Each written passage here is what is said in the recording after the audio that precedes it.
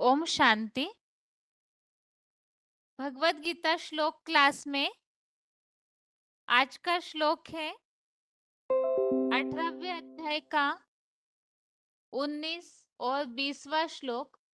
अध्याय 18 का श्लोक नंबर 18, श्लोक नंबर 19 और 20। श्लोकों में यह टॉपिक चेंज हुआ है।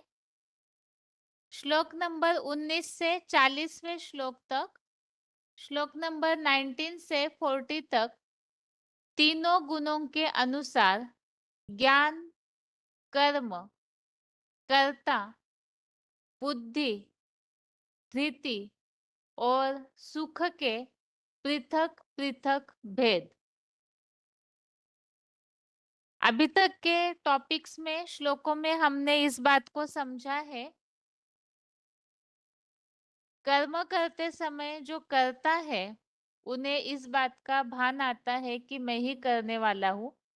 वास्तव में कर्म के लिए 5 कारण है और उसमें जैसे हमने समझा, कर्ता आत्मा, शरीर, ज्ञानेन्द्रिय, कर्मेंद्रिय और अदृश्य भाग्य, इनके द्वारा कर्म किया जाता है।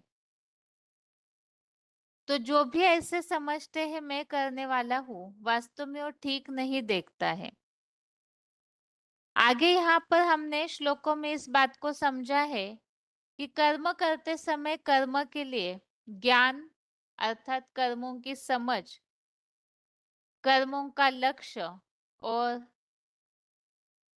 स्वयं कर्ता, इसके साथ कर्मों के लिए प्रेरणा, इंद्रिय साधन और स्वयं कर्म, इस तरह से अलग अलग प्रकार की जो बातें हैं वो कर्मों का संग्रह है।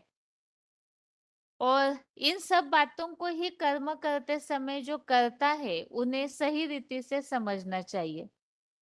भगवत गीता में मुख्य बात हम समझ रहे हैं मोक्ष संन्यास योग, और मोक्ष के लिए किस तरह से संन्यास करना चाहिए इस बात को भी हमने समझा कि वास्तव में कर्म फल का त्याग ही वास्तव में त्याग रूप संन्यास माना गया है। लेकिन जो आत्माएं कर्मों के फल को त्याग नहीं सकती है, तो उनको अपने कर्मों का मिश्रित फल अलग अलग प्रकार से अगले जन्मों में मिल जाता है। और किस तरह के कर्म करने से कौन सा फल मिलता है, इसी बात को समझने के लिए हम कर्मों की थ्योरी को श्लोकों में समझना शुरू किए हैं। और इसमें हमने समझा कि कर्म जो है किस तरह से किए जाते हैं। श्लोकों में हमने इस बात को भी समझा है कि जिसका कोई अहंकार भाव नहीं है, मैंने किया, ये भाव नहीं है, वो कर्मों में लिप्त नहीं होता, न ही कोई भी प्रकार के कर्मों के बंधन में आता है। तो इसीलिए ही कर्मों के लिए स्वयं कर्म, इंद्रिय साधन, इसके अलावा कर्मों के लिए ज्ञान, लक्ष्य और इसके अलावा स्वयं कर्ता, इन सब बातों को समझना और इस तरह से ये 6 प्रकार की बातें मिलकर के कर्म होता है, इस बात को यहाँ श्लोकों में समझा है। अभी आगे कर्मों के बारे में और विस्तार से अगले टॉपिक में समझाया जा रहा है। तीनों गुणों के अनुसार ज्ञान, कर्म, कर्ता, बुद्धि, धृति और सुख के पृथक पृथक भेद। इसमें आगे के श्लोकों में कर्मों का ज्ञान, सात्विक, राजसी और तामसी ज्ञान, उसी आधार से कर्म किए जाते हैं। स्वयं कर्म भी सात्विक, राजसी और तामसी होता है और कर्म करने वाला कर्ता भी सात्विक, राजसी और तामसी होता है। अब किस कर्म का क्या रिजल्ट होता है वो भी आगे समझाया है कि कर्मों का रिजल्ट सुख दुख की प्राप्ति, दुख अशांति, जो भी अलग अलग प्रकार की प्राप्तियां होती है, तो उसका भी कारण इन सब से जुड़ा हुआ है। कर्म करते समय कर्म का ज्ञान जरूरी है, स्वयं कर्म कैसी अवस्था में कैसा कर्म किया है और कर्ता की कैसी अवस्था है, इन सब बातों को कर्मों के रिजल्ट के लिए जानना जरूरी है। इसीलिए यहाँ श्लोकों में आगे इन्हीं बातों को समझाया जा रहा है। तो आज का श्लोक है 18वें अध्याय का 19वां श्लोक, अध्याय 18 का श्लोक नंबर 19। श्लोक है ज्ञानम कर्म च कर्ता, ज्ञानम कर्म च कर्ता च त्रिदैव गुणभेदतः प्रोच्यते गुणसंख्याने यथावत् शृणुतान्यपि। श्लोक दोबारा, ज्ञानम कर्म च कर्ता च त्रिदैव गुणभेदतः प्रोच्यते गुणसंख्याने यथावत् शृणुतान्यपि।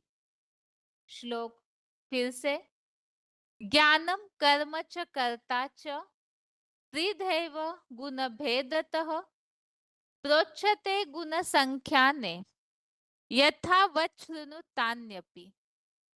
श्लोक का संधि विच्छेद है ज्ञानम कर्म च कर्ता च त्रिधा एव गुणभेदतः प्रोच्यते गुणसंख्याने यथावत् शृणु तानि अपि।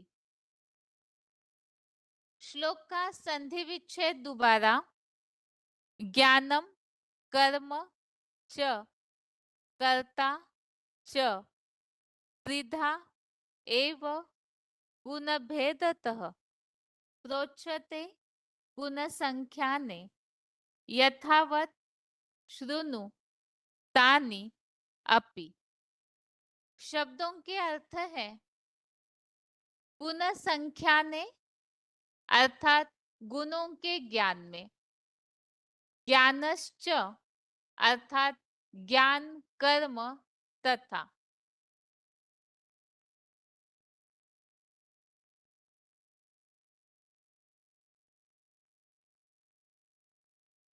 ज्ञानश्च कर्म अर्थात ज्ञान कर्म,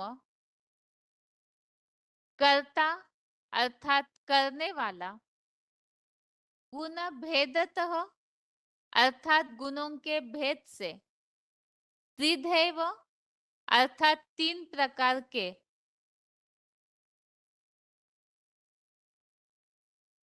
त्रिदैव अर्थात तीन प्रकार के ही, प्रोच्यते अर्थात कहे जाते हैं, तान्यपि अर्थात उन्हें भी, यथावत अर्थात यथार्थ रीति, शृणु अर्थात सुन।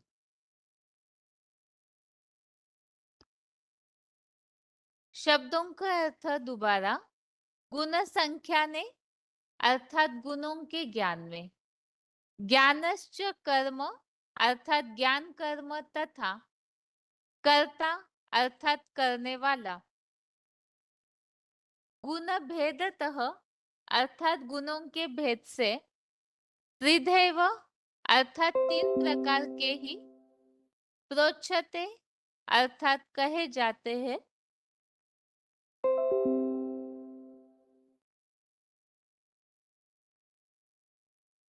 तान्यपि अर्थात उन्हें भी, यथावत अर्थात यथार्थ रीति, शृणु अर्थात सुन।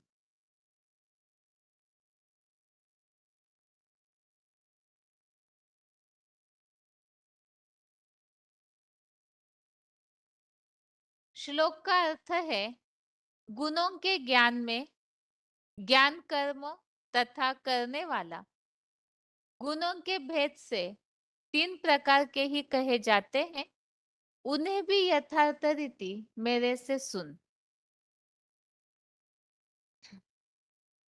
18वें श्लोक में जैसे हमने इस बात को समझा है, ज्ञानम ज्ञेयम परिज्ञाता त्रिविधा कर्म चोदना, इसमें बताया है कर्मों संबंधित ज्ञान, अच्छा कर्म क्या है, बुरा कर्म क्या है, जो थोड़ा बहुत ज्ञान ऐसे जो बताए, थोड़ा या ज्यादा ज्ञान, तो कर्मों के प्रति अच्छे या बुरे कर्मों का ज्ञान, कर्मों की गुह्य गति का ज्ञान आवश्यक होता है।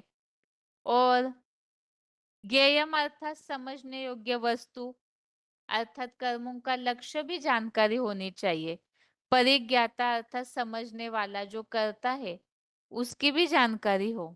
और कर्मों के लिए क्या प्रेरणा है, इंद्रिया साधन और स्वयं कर्म करने वाला व्यक्ति अर्थात कार्य, ये भी कर्मों का संग्रह, जो शूटिंग पीरियड में जैसे जैसे कर्म किए जाते हैं तो उसे कर्मों का संग्रह बताया है। तो कर्मों का जो ज्ञान, ये टॉपिक हमने समझा। इस संबंधित इस 19 नंबर श्लोक में ये बात बताई है, गुणों के ज्ञान में ज्ञान कर्म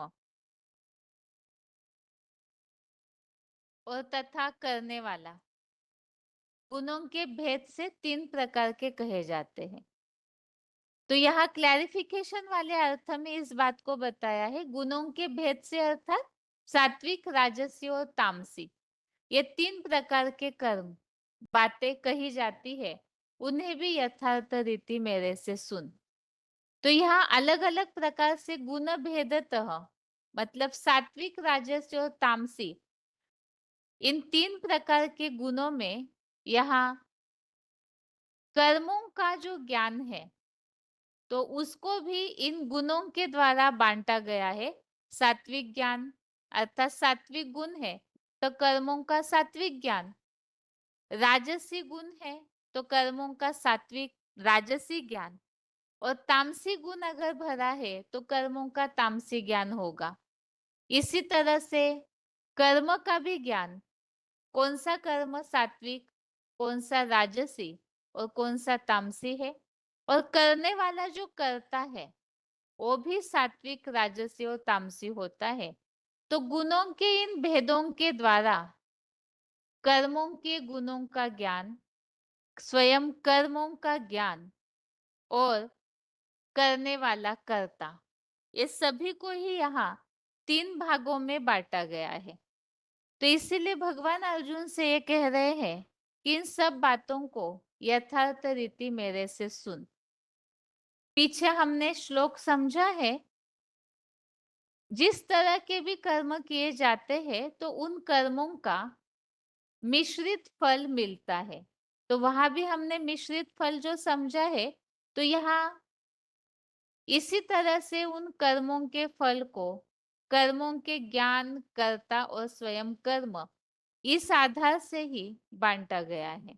तो किस तरह से होते हैं उसे आगे के श्लोकों में स्पष्ट किया है, उन बातों को यहाँ समझते हैं। तो है 18वें अध्याय का 20वां श्लोक, अध्याय 18 का श्लोक नंबर 20। इसमें सात्विक कर्मों का ज्ञान, कर्मों का सात्विक ज्ञान किसे कहा गया है उसे स्पष्ट किया है। 18वें अध्याय का 20वां श्लोक है, सर्वभूतेषु एनेकम भावम अव्ययम ईक्षते अविभक्तम विभक्तेषु तद ज्ञानम विद्धि सात्विकम। श्लोक दोबारा, सर्वभूतेषु एनेकम भावम अव्ययम ईक्षते अविभक्तम विभक्तेषु तद ज्ञानम विद्धि सात्विकम। श्लोक फिर से, सर्वभूतेषु एनेकम भावम अव्ययम ईक्षते अविभक्तम विभक्तेषु तद ज्ञानम विद्धि सात्विकम। श्लोक का संधि विच्छेद है, सर्वभूतेषु एन एकम भावम अव्ययम ईक्षते अविभक्तम विभक्तेषु तत् ज्ञानम विद्धि सात्विकम। श्लोक का संधि विच्छेद दोबारा, सर्वभूतेषु एन एकम भावम अव्ययम ईक्षते अविभक्तम विभक्तेषु तत् ज्ञानम विद्धि सात्विकम। शब्दों के अर्थ है, एन अर्थात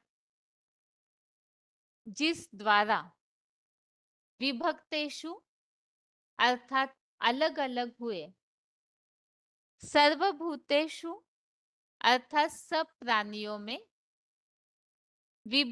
अविभक्तम अर्थात अखंड अविनाशी, अविभक्तम अर्थात अखंड, अव्ययम अर्थात अविनाशी, एकम अर्थात एक, भावम अर्थात आत्मभाव को, ईक्षते अर्थात देखता है, तत् अर्थात उसे, सात्विकम ज्ञानम अर्थात सात्विक ज्ञान, विद्धि अर्थात जान।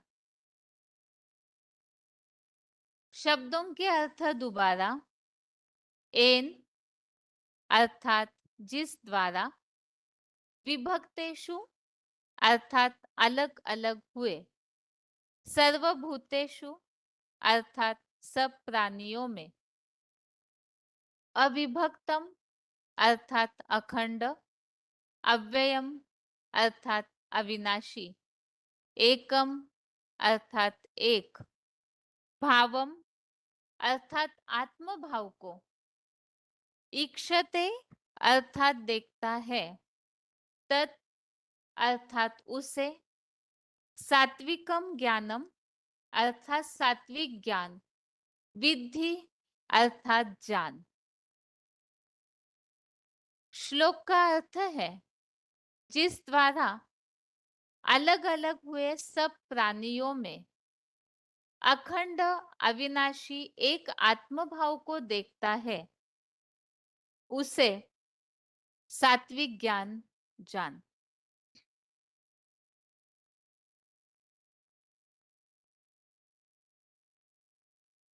तो यहाँ पर कर्मों का ज्ञान जरूरी है, और हम जैसे अभी श्लोक में एक समझे बात कि गुणों के भेद द्वारा ज्ञान। तो सात्विक, राजसी और तामसी, इसमें से सात्विक गुण जो है उसके द्वारा सात्विक ज्ञान निर्माण होता है। और वो सात्विक ज्ञान क्या है उसे यहाँ स्पष्ट किया हुआ है। उसमें ये बात बताई हुई है, जिस द्वारा अर्थात जिस ज्ञान द्वारा अलग अलग हुए सब प्राणियों में अखंड अविनाशी एक आत्मभाव को देखता है। प्राणी जो है अर्थात इस सृष्टि पर जितने भी मनुष्य मात्र है, मनुष्य जाति है, मानव जाति है, तो वो सबके जो शरीर है वो अलग अलग है, लेकिन उन सब में आत्मा स्टार, जो सभी की आत्मा एक जैसी ही दिखती है, तो ऐसी अखंड अविनाशी एक आत्मभाव को देखता है। अर्थात सभी में स्टार रूप आत्मा समाई हुई है। इस बात को जो देखता है तो वो बताया है सात्विक ज्ञान जान। ज्ञान मूल्यों के आधार से हम इस बात को समझते हैं कि सभी को आत्मिक स्थिति में आत्मिक रूप में ही देखना है, क्योंकि ये जो शरीर है ये तो टेम्पररी एक जन्म के लिए मिला है। हर जन्म में मनुष्य आत्माओं का ये जो पंच तत्वों का पुतला है वो चेंज होता है। बाकी अविनाशी जो आत्मा है, आत्मा जो है वो तो बनी बनाई है, अनादि है, उसका कोई विनाश नहीं कर सकता है।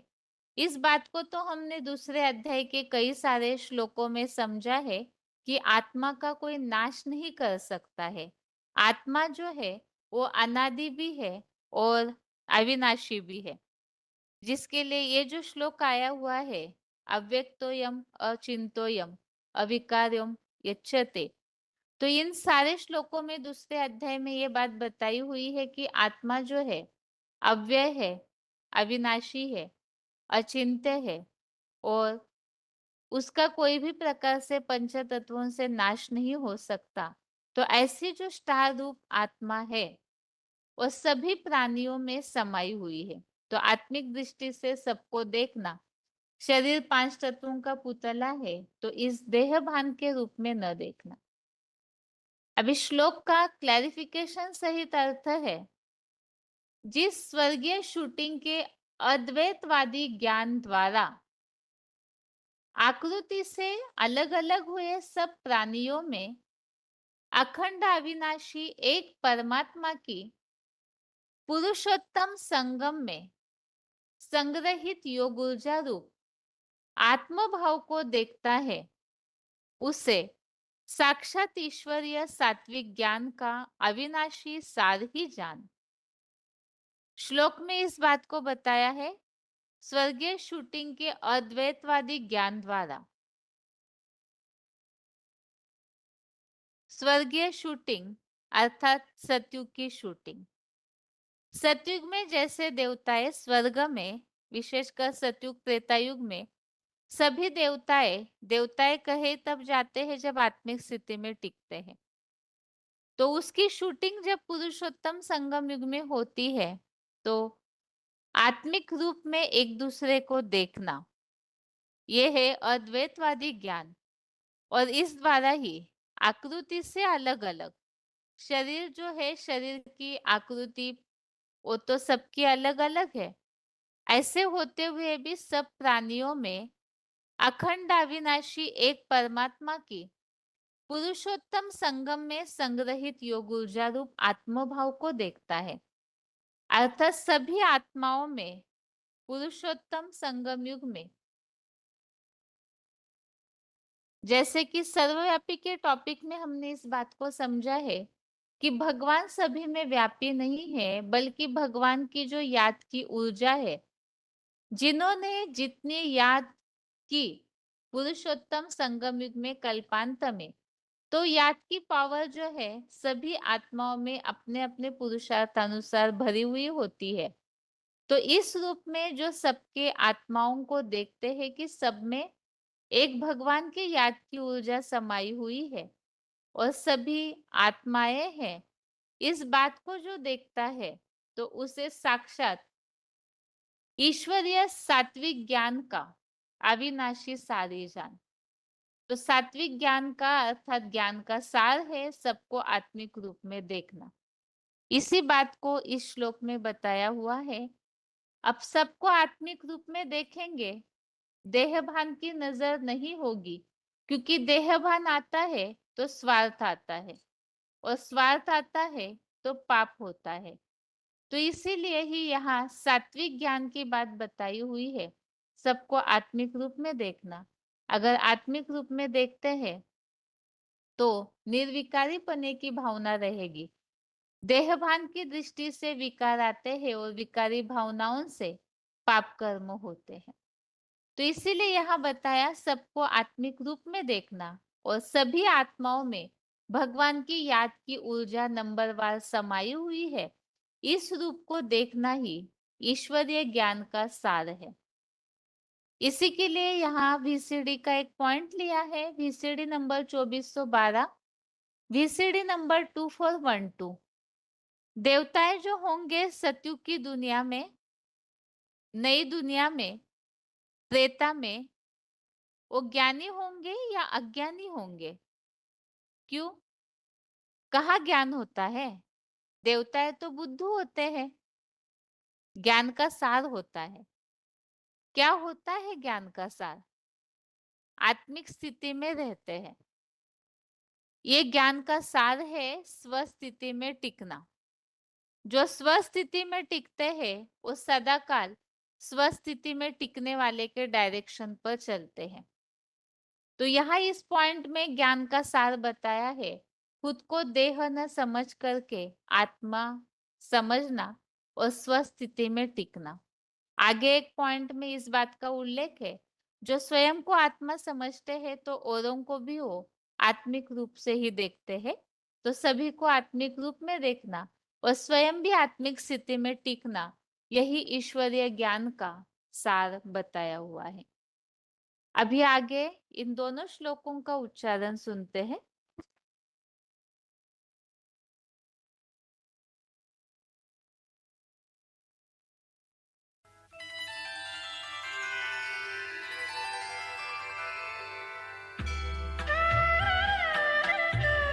तथा अच्छा बुरा कर्म करता ज्योति बिंदु आत्म तम संदमी शूटिंग काल में गुण संख्या ने ज्ञानम च कर्म च कर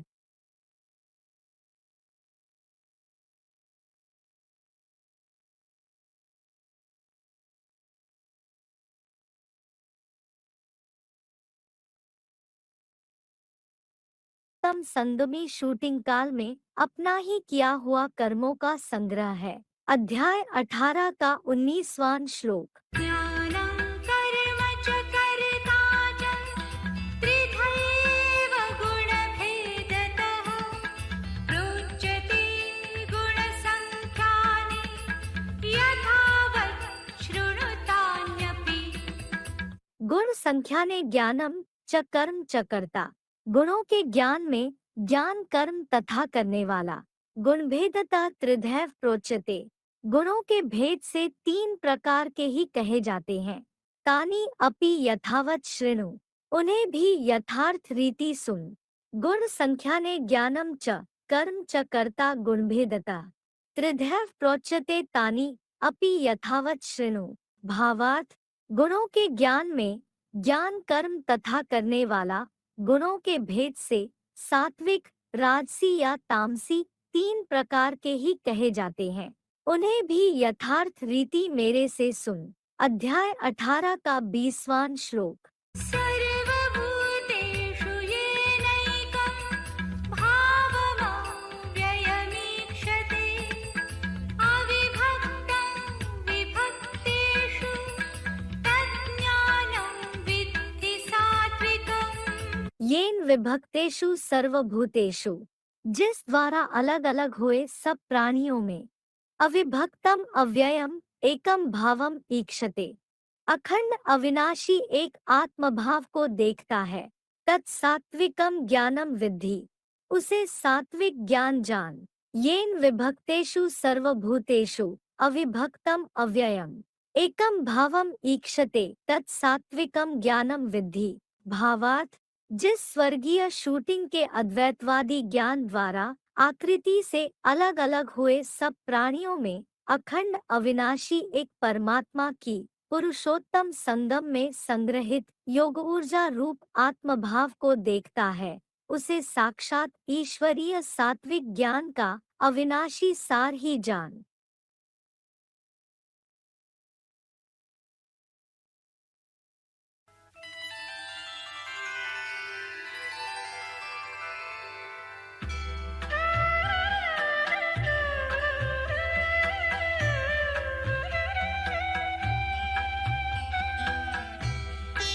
धारा का 19वां श्लोक। ज्ञानं कर्म च कर्ता च त्रिधैव गुणभेदतः प्रोच्यते गुणसङ्ख्यानि यथावत् शृणुतान्यपि।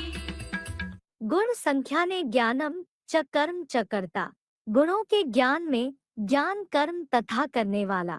गुण भेदता त्रिधैव प्रोच्यते, गुणों के भेद से 3 प्रकार के ही कहे जाते हैं। तानि अपि यथावत शृणु, उन्हें भी यथार्थ रीति सुन। गुण संख्या ने ज्ञानम च कर्म च करता गुण भेदता त्रिधैव प्रोच्यते तानि अपि यथावत शृणु। भावार्थ, गुणों के ज्ञान में ज्ञान कर्म तथा करने वाला गुणों के भेद से सात्विक, राजसी या तामसी 3 प्रकार के ही कहे जाते हैं। उन्हें भी यथार्थ रीति मेरे से सुन। अध्याय 18 का 20वां श्लोक। सर्वभूतेषु येनैकं भावमव्ययमीक्षते अविभक्तं विभक्तेषु तज्ज्ञानं विद्धि सात्विकम्। येन विभक्तेषु सर्वभूतेषु, जिस द्वारा अलग अलग हुए सब प्राणियों में अविभक्तम अव्ययम एकम भावम ईक्षते, अखंड अविनाशी एक आत्मभाव को देखता है। तत्सात्विकम ज्ञानम विद्धि, उसे सात्विक ज्ञान जान। येन विभक्तेषु सर्वभूतेषु अविभक्तम अव्ययम एकम भावम ईक्षते तत्सात्विकम ज्ञानम विद्धि। भावार्थ, जिस स्वर्गीय शूटिंग के अद्वैतवादी ज्ञान द्वारा आकृति से अलग अलग हुए सब प्राणियों में अखंड अविनाशी एक परमात्मा की पुरुषोत्तम संगम में संग्रहित योग ऊर्जा रूप आत्मभाव को देखता है, उसे साक्षात ईश्वरीय सात्विक ज्ञान का अविनाशी सार ही जान। अध्याय 18 का आगे है, श्लोक में जो बात आई हुई है, अलग अलग हुए सब प्राणियों में अखंड अविनाशी एक परमात्मा की पुरुषोत्तम संगम में संग्रहित योग ऊर्जा रूप आत्मभाव को देखता है। अर्थात सभी आत्माओं में परमात्मा की याद की ऊर्जा समाई हुई है। इस बात को जो देखता है, इस संबंधित यहाँ पॉइंट है वार्तालाप नंबर 991, डिस्कशन नंबर 991, 26 मिनट्स के बाद से लिया हुआ पॉइंट। मनुष्य जब याद में रहता है तो अंत समय में उसकी याद का प्रभाव ऐसा दुनिया में बढ़ेगा कि कण कण याद से भर जाएगा। क्या इस दुनिया का कण कण याद से भरा पूरा होगा। इसलिए लोगों ने आज कह दिया परमात्मा सर्वव्यापी है। अरे परमात्मा सर्वव्यापी है या उसकी याद सर्वव्यापी है? याद सर्वव्यापी है, लेकिन अब वो याद की पावर नहीं रही। अब किसकी पावर आ गई? माया की पावर आ गई। तो उन आत्मा में माया सर्वव्यापी हो गई और बाप तो गया। बाप अभी एक व्यापी है या सर्वव्यापी है? बाप एक व्यापी होके रह जाता है और आत्माएं सर्वव्यापी हैं। जहां देखो वहां कण कण में आत्मा का वास कहा जाता है। भक्ति मार्ग में, भक्ति मार्ग में जो भी बातें कहते हैं, कहाँ की बातें हैं? संगम युग की बातें हैं। वास्तव में कण कण में भगवान व्यापी नहीं है। कण कण में आत्मा का अस्तित्व है, आत्मा की याद की पावर भरी हुई है। अगला पॉइंट है वीसीडी नंबर 3366, वीसीडी नंबर 3366। अलग अलग हुए सब प्राणियों में अखंड अविनाशी एक आत्मभाव को देखना।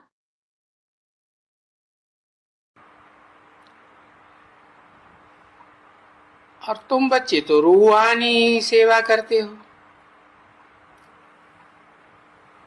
यही फर्क है दुनिया वाले मनुष्यों में और तुम बच्चों में।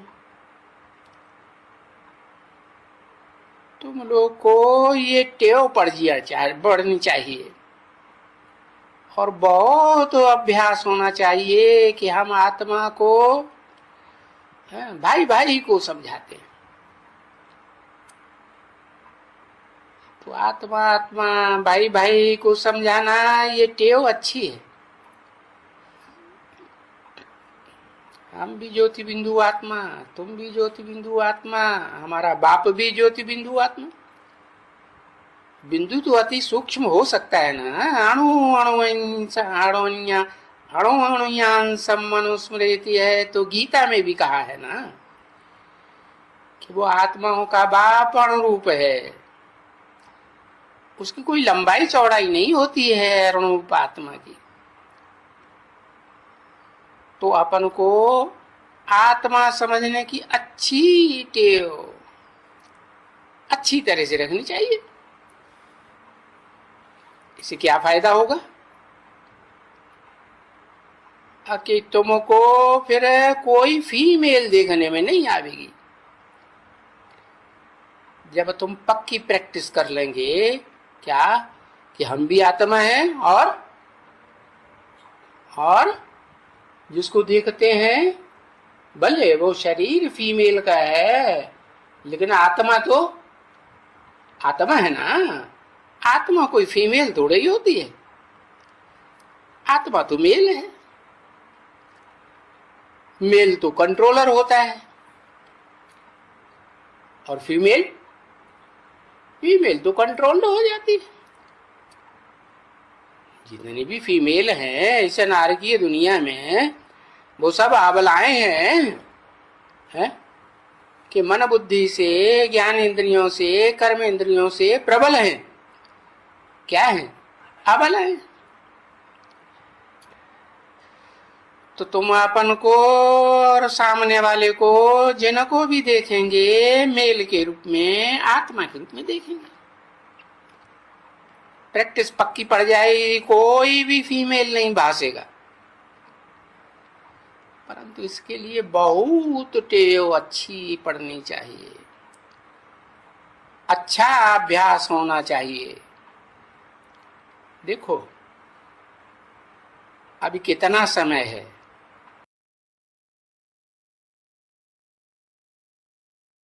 आगे इसी टॉपिक के लिए पॉइंट है, अलग अलग हुए सब प्राणियों में अखंड अविनाशी एक आत्मभाव को देखता है। VCD number 911, VCD number 911।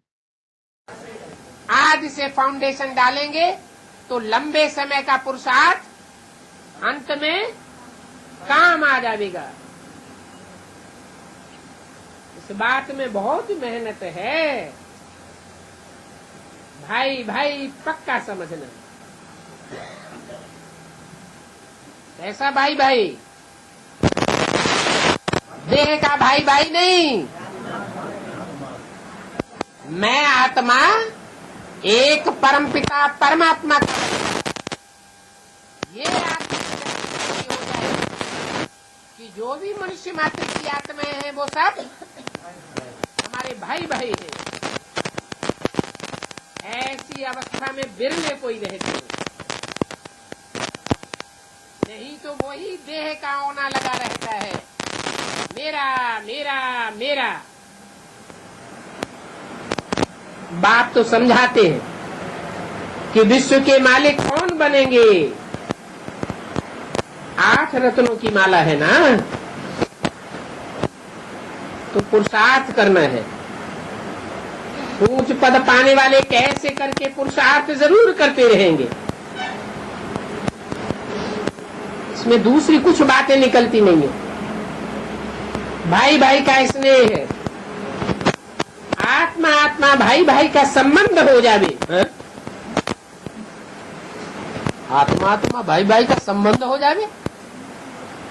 संबंध साकार में होता है या निराकार में होता है? फिर कैसे संबंध हो जावे? शरीर में रहते हुए भी क्या, कैसे बनेगी? देह का बाप होगा तो देह का संबंध होगा। देह का बाप ही नहीं बुद्धि में बैठा है तो संबंध कैसे बैठेगा? हाँ, साकार में जो बेहद का बाप आया हुआ है, बेहद मनुष्य शक्ति के बाप में प्रैक्टिकल बाप का पार्ट बजाय रहा है। हम उस बाप के बच्चे हैं। ये आत्म की स्थिति पक्की हो जानी चाहिए शरीर में रहते रहते।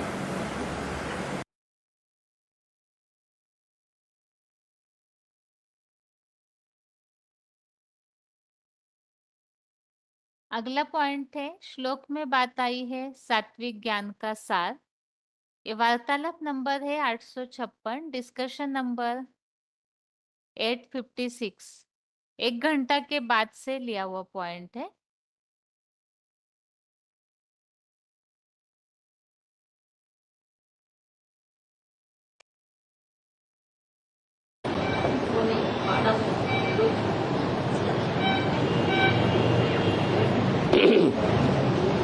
किसी ने प्रश्न किया है, अंतर्मुखता ज्ञान का सार है क्या? जिसने लिखा है पहले ये साबित करे, क्लियर करे कि अंतर्मुखता क्या समझता है। अंतर्मुखता किसे कहा जाता है? अंतर्मुखता मतलब क्या है? जैसे हाथी कहे अंतर्मुखता और वो अपनी सूंड को अपने अंदर रख ले मुंह में, तो क्या अंतर्मुखी हो जाएगा? मुख का आधा हिस्सा अपने पेट में डाल ले तो अंतर्मुखी हो गया? नहीं हो गया। तो ऐसे ही अंतर्मुखी की क्या परिभाषा है? अरे पहले तो ये जानना पड़े अंतर्मुखता माने क्या है?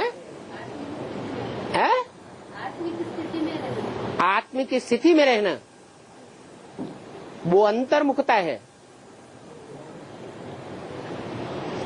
इसमें प्रश्न है कि अंतर्मुखी रहने वाला ज्ञान के सार में टिकने वाला है क्या?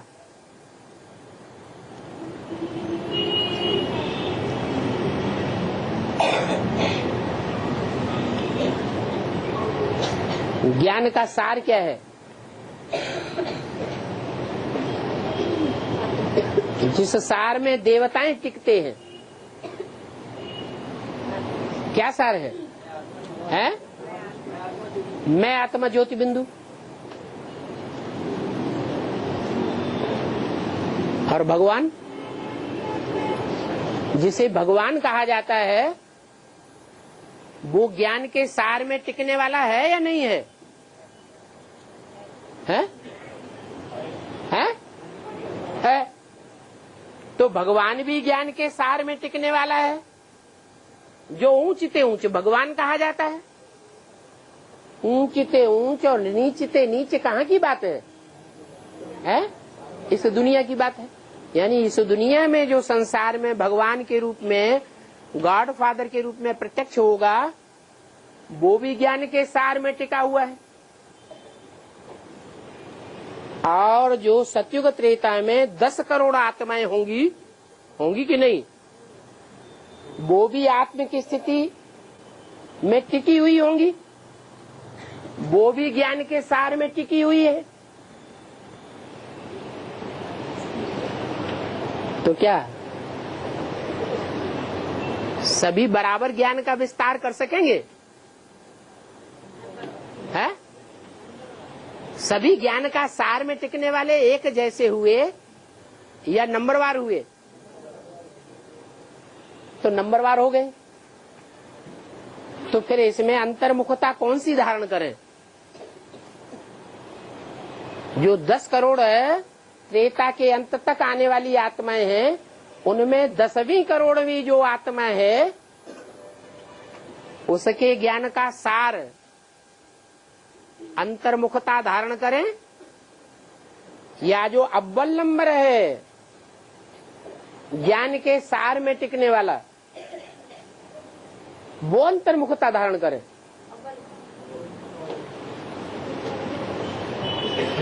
तो ये बात कि अंतर्मुखता ज्ञान का सार है,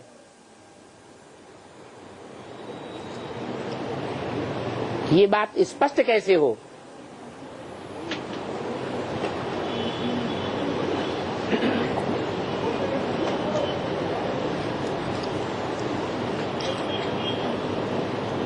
कोई 1 सेकंड टिकने का अभ्यासी है और कोई 24 घंटे भी टिकने का अभ्यासी बन जाए, बनेंगे या नहीं बनेंगे? बनेंगे। तो फिर दोनों के बीच में अंतर्मुखी कौन कहा जाए? है? और 1 सेकंड जो ज्ञान के सार में टिकने का अभ्यासी हुआ, 10 करोड़ की लिस्ट में आने वाला, वो ज्ञान के सार में टिकने का अभ्यासी नहीं है, वो अंतर्मुखी नहीं है। अरे वो भी है और ये भी है, ये क्या बात हुई? है? है? हाँ, कोई भी गुण है वो 100% गुण धारण करने वाले भी हैं और 1% भी धारण करने वाले हैं। इसलिए ये क्लियर नहीं किया जा सकता कि अव्वल नंबर अंतर्मुखता क्या है। वो तो जो उसमें टिकने वाला है वो ही जान सकेगा, दूसरे की समझ में आएगा ही नहीं।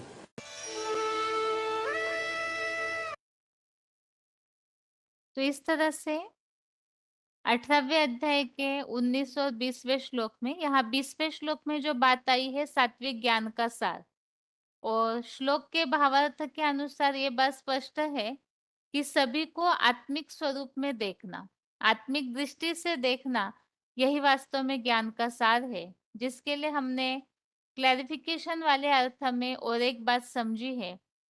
कल्पांत में सभी प्राणियों में भगवान की याद की जो शक्ति है, योग ऊर्जा समाई हुई होती है।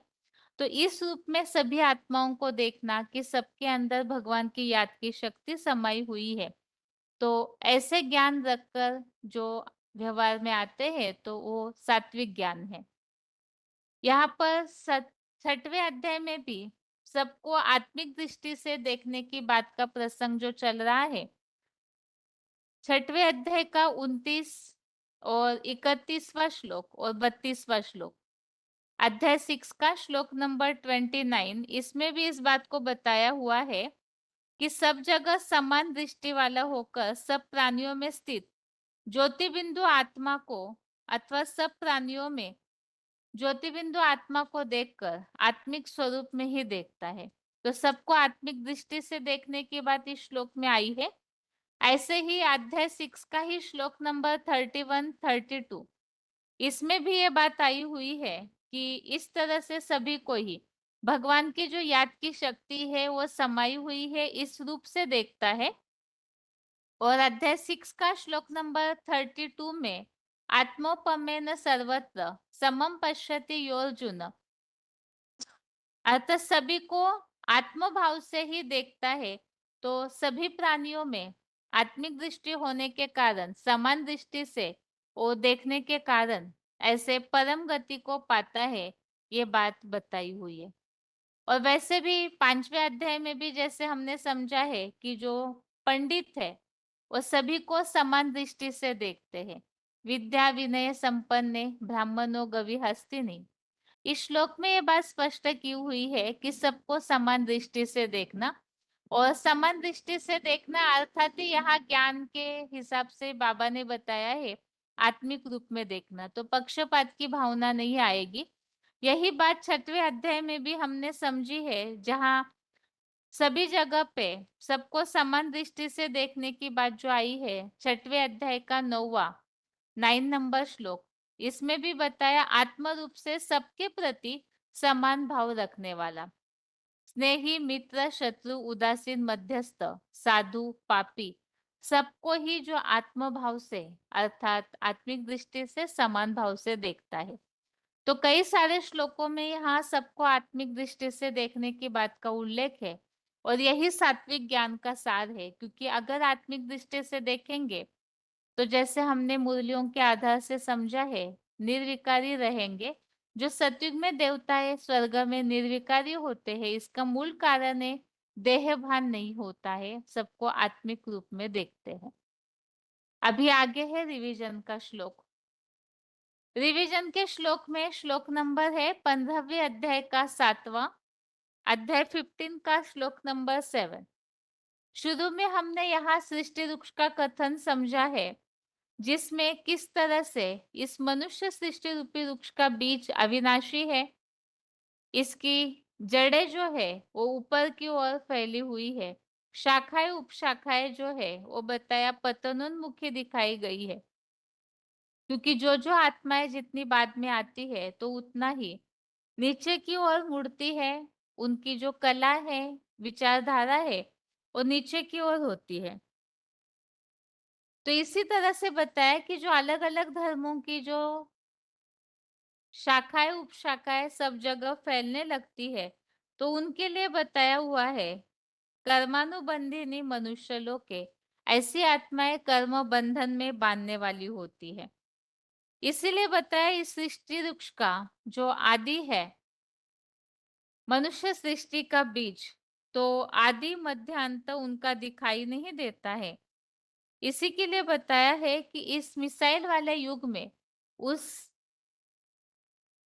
आदि पुरुष को या उस परम पुरुष को खोजना चाहिए, जो परम पद है उसे खोजना चाहिए, जिसके लिए बताया हुआ है, जिससे इस सृष्टि वृक्ष की पुरानी प्रक्रिया जो है, सनातन धर्म की पुरानी प्रक्रिया प्रसारित होती है।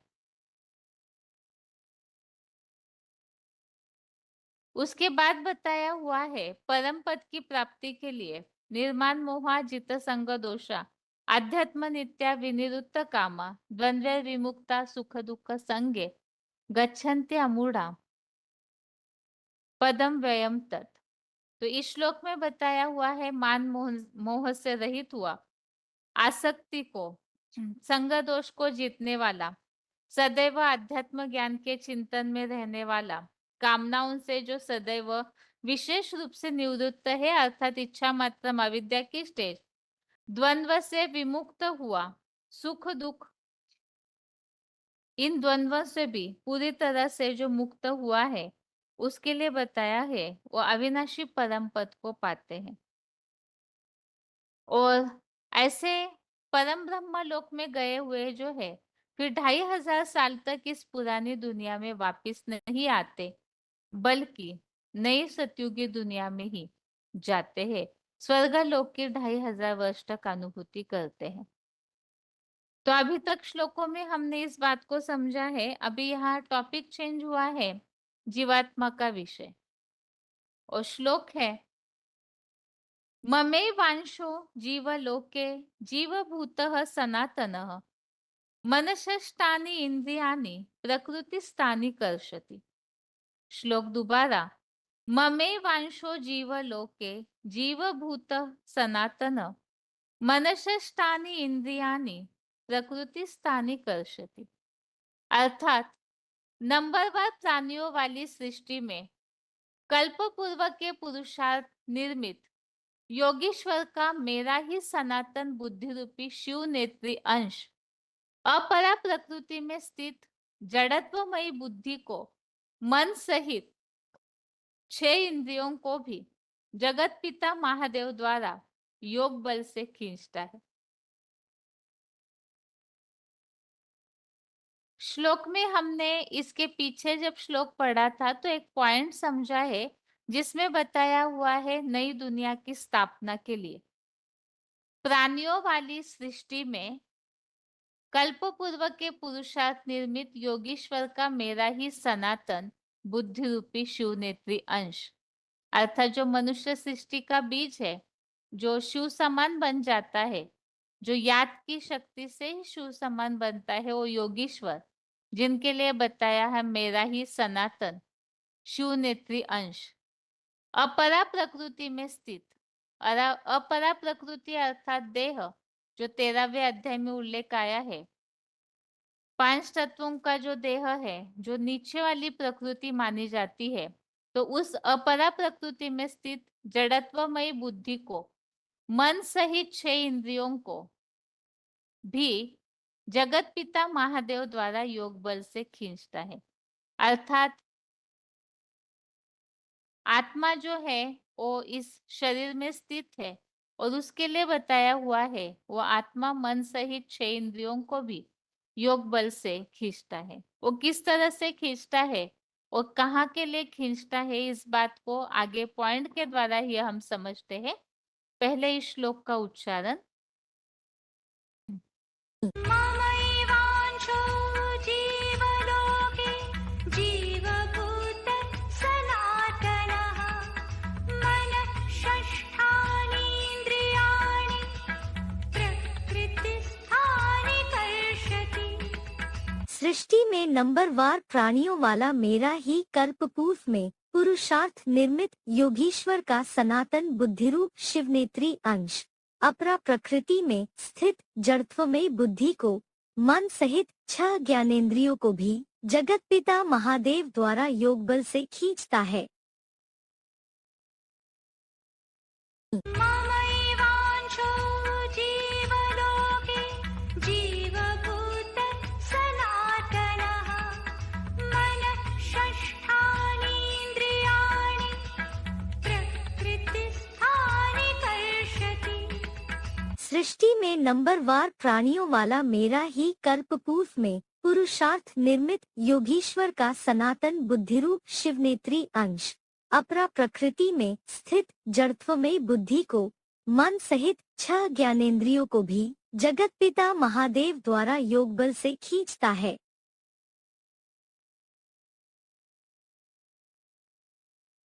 आगे श्लोक संबंधित ही प्रश्न पूछा हुआ ये प्रश्न है वार्तालाप नंबर 1591, डिस्कशन नंबर 1591, 32 मिनट्स के बाद से लिया हुआ पॉइंट।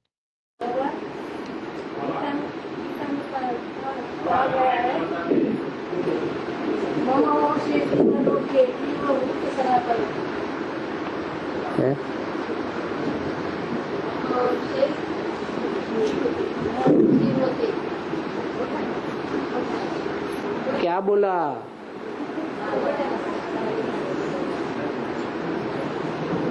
अरे इन्होंने क्या बोला आप बता दीजिए, आपको समझ में आ गया तो। ब्रह्मलोके ब्रह्मलोके जीवलोके। हाँ, जब ब्रह्म मुहूर्त होता है, संगम युग होता है, तो जीव आत्मा ये जो जीव है वो प्राणियों की उत्पत्ति होती है। अभी नई दुनिया बन रही है कि नहीं?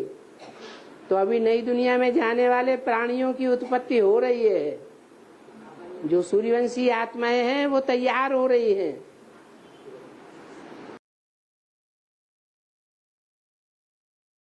आगे वार्तालाप नंबर 1594, डिस्कशन नंबर 1594। इस पॉइंट में भी, इस वार्तालाप में भी इसी श्लोक संबंधित प्रश्न पूछा हुआ है।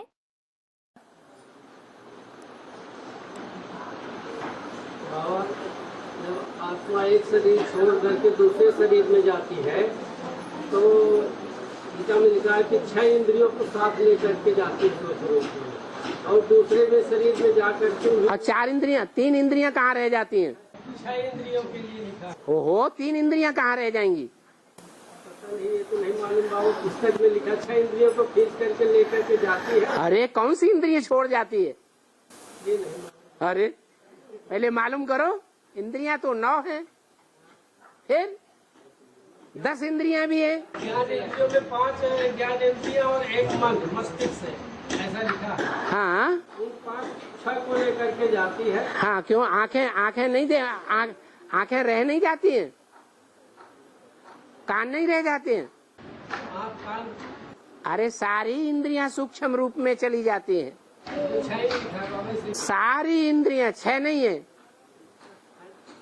सारी इंद्रियों के साथ। ऐसे नहीं कि बच्चा जो जन्म लेता है वो 6 इंद्रियों से जन्म लेता है। बाकी इंद्रियां माने साथ ही में जाती हैं, और माने कौन 6 ही जाते हैं। 6 ही जाती हैं, फिर बाकी जाती है।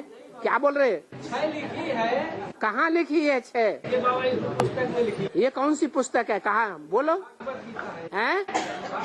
हाँ, क्या लिखा है इसमें? 6 इंद्रियों को साथ ले क्या लिखा है? श्लोक पढ़ो। सृष्टि में प्राणियों है? सृष्टि में प्राणियों द्वारा उत्पन्न हुआ मेरा ही नित्य योग बल रूपी अंश प्रकृति में रहने वाली मन सहित 6 इंद्रियों को खींचता है। वो तो ज्ञान इंद्रियां को खींचता है। मन बुद्धि आत्मा ज्ञान इंद्रियों को आकर्षित करती है।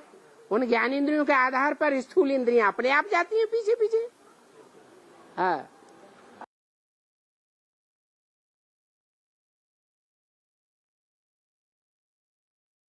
तो इस तरह से यहाँ 15वें अध्याय के इस श्लोक संबंधित हमने बातें समझी। जो बताया हुआ है, मन सहित 6 इंद्रियों को आत्मा जो है वो खींचती है। और यहाँ जो बताया हुआ है, मेरा ही शिवनेत्री अंश।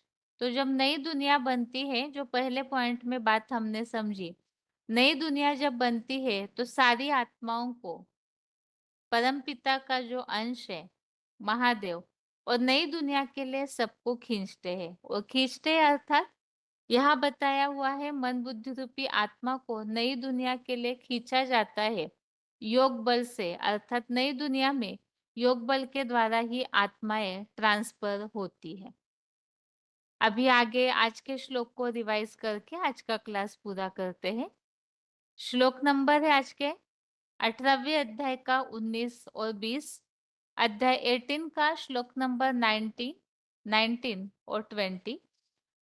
श्लोक में यह टॉपिक है 3 गुणों के अनुसार ज्ञान, कर्म, कर्ता, बुद्धि, धृति और सुख के पृथक पृथक भेद। 19वां श्लोक है ज्ञानम कर्म च कर्ता च त्रिधैव गुण भेदतः प्रोच्यते गुण संख्याने यथावत् शृणुतान्यपि। श्लोक दोबारा, ज्ञानम कर्म च कर्ता च त्रिधैव गुण भेदतः प्रोच्यते गुण संख्याने यथावत् शृणुतान्यपि। अर्थात गुणों के ज्ञान में ज्ञान, कर्म तथा करने वाला गुणों के भेद से सात्विक, राजसी या तामसी 3 प्रकार के ही कहे जाते हैं। उन्हें भी यथार्थ रीति मेरे से सुन। और 20वां श्लोक है सर्वभूतेषु येनेकं भावम अव्ययम ईक्षते अविभक्तम विभक्तेषु तज्ज्ञानम विद्धि सात्विकम। श्लोक दोबारा, सर्वभूतेषु एनेकम भावम अव्ययम ईक्षते अविभक्तम विभक्तेषु तज्ज्ञानम विद्धि सात्विकम। अर्थात जिस स्वर्गीय शूटिंग के अद्वैतवादी ज्ञान द्वारा आकृति से अलग अलग हुए सब प्राणियों में अखंड अविनाशी एक परमात्मा की पुरुषोत्तम संगम में संग्रहित योग ऊर्जा रूप आत्मभाव को देखता है, उसे साक्षात ईश्वरीय सात्विक ज्ञान का अविनाशी सार ही जान। तो श्लोक में, दोनों श्लोकों में मिलकर हम इस बात को समझ रहे हैं कि कर्मों के फल पाने के लिए मिश्रित फल मिलता है जिन्हें भी कर्म फल की इच्छा है। अब इसके लिए जरूरी है कर्मों का ज्ञान। तो कर्मों में बहुत सारी बातें हमने समझी जो 5 का आधार लेकर शरीर, आत्मा, कर्ता, इंद्रिया और अदृश्य भाग्य, इन सब का आधार लेकर के कर्म का स्वरूप बन जाता है। और इसके लिए भी कर्म करते समय कर्म का ज्ञान, स्वयं कर्म, कर्ता, कौन सा कर्म करना है, इन सब बातों की जानकारी होना जरूरी है। और इसका प्रभाव ही कर्म के रिजल्ट पर पड़ता है।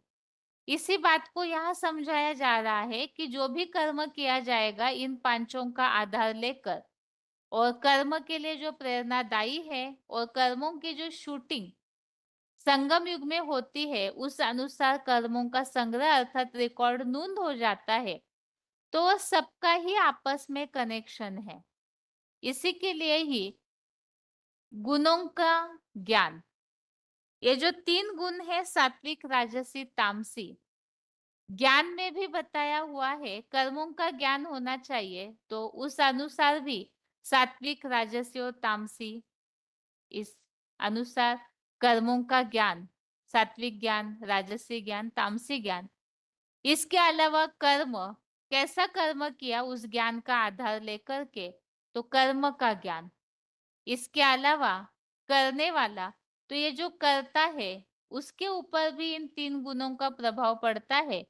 तो सात्विक कर्ता, राजसी कर्ता, तामसिक कर्ता, इस तरह से गुणों का ज्ञान, कर्म का ज्ञान और करने वाला, इन सबको ही 3 भागों में विभाजित किया है।